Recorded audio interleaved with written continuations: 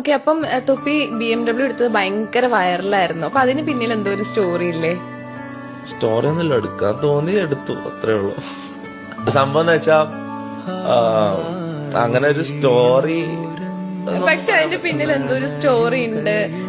ഒരു സ്റ്റോറി ഒന്നല്ല. എനിക്ക് ഞാൻ വേറൊരാളോട് BMW ഓടിക്കാൻ ചോദിച്ചു, ഓടിക്കാൻ തന്നില്ല. അപ്പൊ എനിക്ക് ഒരെണ്ണം എടുക്കാൻ തോന്നി, അത്രേ ഉള്ളൂ. അത് ആരാന്ന് പറയും. അത് മോശമല്ല, അങ്ങനെ വേറൊരാൾ ഇതിലേക്ക് വലിച്ചേക്കുന്നത് ഭയങ്കര മോശം. ഒരാളോട് ഞാൻ BMW ഓടിക്കാൻ ചോദിച്ചു, അതായത് ഈ ഫീൽഡിലുള്ളതാണോ? ഏത് ഫീൽഡ്? സോഷ്യൽ ഒരാള് അങ്ങനെ മനസ്സിലാക്കിയാൽ മതി.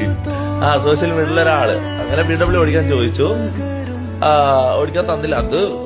അത് കംപ്ലീറ്റ്ലി അണ്ടർസ്റ്റാൻഡബിൾ. കാരണം ഞാനിപ്പോ ഒരു BMW എടുത്തതിന് ശേഷം എനിക്ക് മനസ്സിലാവുന്നത് ഒരിക്കലും അങ്ങനെ ഒരാള് വേറൊരാൾക്ക്, പ്രത്യേകിച്ച് അങ്ങനെ ഒരു ലക്ഷറി വണ്ടി എടുത്ത ഒരാൾ ഒരിക്കലും വേറൊരാൾക്ക് ഓടിക്കാൻ കൊടുക്കൂല.